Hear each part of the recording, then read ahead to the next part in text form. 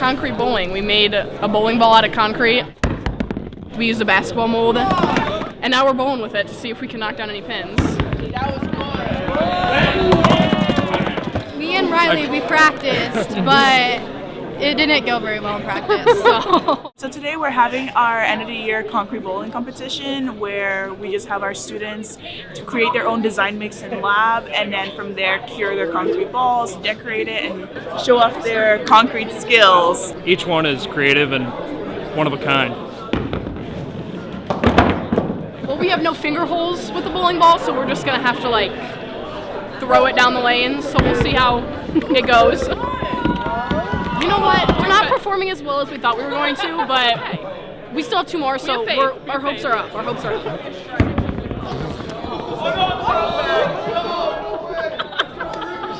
I would say the most challenging part was like making sure our mixture was correct and just getting our ratios right. So making sure that our concrete ratio and our mixed aggregate ratio and our fine aggregate ratio was correct.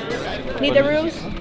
I'm really trying to introduce more hands-on and trying to connect what we do in the classroom with the real life with the students.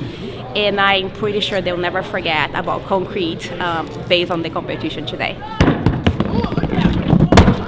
The bowling ball's too heavy. It's rigged. It's rigged. We got one more.